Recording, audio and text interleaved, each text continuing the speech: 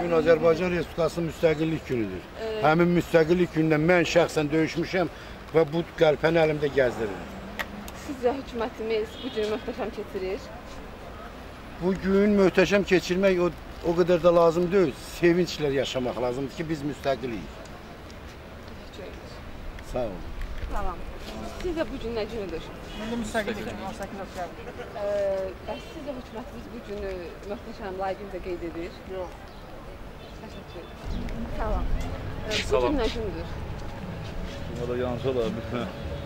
Uşaqlar, bu gün nə günüdür? Müstəqillik günü. Sağ olun. Bu gün nə günüdür? Müstəqillik nə günü? Bəli, müstəqillik günüdür. Sizcə hökumətimiz bu günü layiqincə qeyd edir? Yox, bilmirəm. Harada bilirik? Təşəkkür ederim.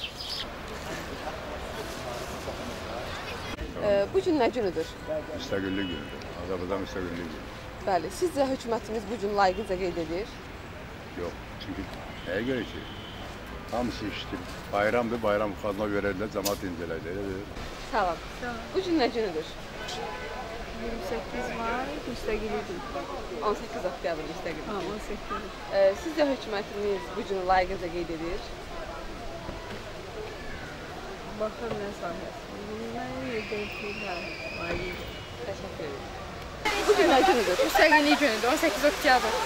Sizcə hökumətimiz bu günü layiqincə qeyd edir? Yox, eləmir. Salam. Bu gün nə günüdür? Gün müstəqillik günü. Sizcə hökumətimiz bu günü layiqincə qeyd edir? Bəli. Müəyyən bir vaxtlarda bəli. Bəs sizcə nəyə görə bu gün istirahət günü deyil? İstirahət günü deyil, indi hər kəsənin öz fikri var. İndi bəzi müəssisələr işləmir hal-hazırda. Yox, rəsmi şəkildə. Elə lazımsız günlərimiz var ki, onlar rəsmi şəkildə istirahət günüdür. Aha, bilmirəm tam bunu yalan. Təşəkkür ederim. Sağ ol. Salam. Salam. Bu gün nə günüdür? Bugün dirçəliş günüdür. 18 müstəqillik günü. Sizcə bu günü biz layiqincə qeyd edirik? Xeyr. Mən istəyərdim ki, cavanlar bu işə qarışsın, daha da çox onu propagandировать, как сказать. Daha da təntənəli qeyd etsinlər. Daha da aysın. Təşəkkür edirik. Bildiyiniz kimi biz müstəqilliyimizi 21 il bundan əvvəl 91-ci ilin 18 oktyabrına nail olmuşuq. Lakin üstündən çox illər keçsə də, hələ də insanların bəziləri bu günün fəlsəfəsini dərk etmir. Hətta 2006-cı ildə Milli Məclis bu günü iş günü kimi elan etdi. Dünyanın heç bir ölkəsində öz müstəqilliyinə bu qədər laqeyd yanaşılmır.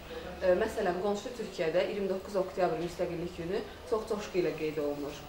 Və Azərbaycan tarixində 28 may, 18 oktyabr qırmızı hərflərlə yazılmış günlərdir. Və biz inanırıq ki, 18 oktyabr öz mahiyyətinə yenidən qayıdacaq. Yoxsa belə olmayan halda şəhidlərimizin ruhu dinclik tapmayacaq.